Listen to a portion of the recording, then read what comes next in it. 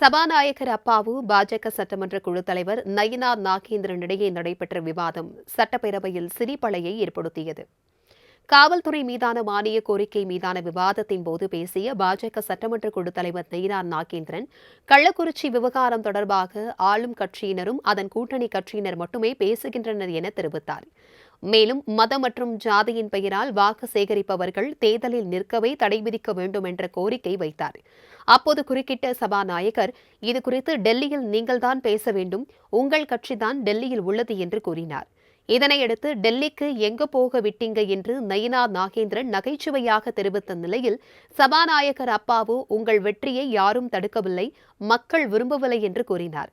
அதற்கு பதிலளித்த நயினார் நாகேந்திரன், மக்கள் யாரை விரும்பவில்லை என்பதை என்னால் வெளிப்படையாக கூற முடியாது என்று தெரிவித்தார். தமிழ்நாட்டில் உளவுத்துறை சரியாக செயல்பட்டு இருந்தால் கள்ளக்குறிச்சி சம்பவம் நடைபெற்று இருக்காது என தெரிவித்த நயினார் நாகேந்திரன், AI தொழில்நுட்பம் மூலம் சமூக வலைதளங்களில் ஆபாச படங்கள் பகிரப்படுவதை தடுக்க மத்திய அரசும் மாநில அரசும் இணைந்து நடவடிக்கை எடுக்க வேண்டும் என்று வலியுறுத்தினார்.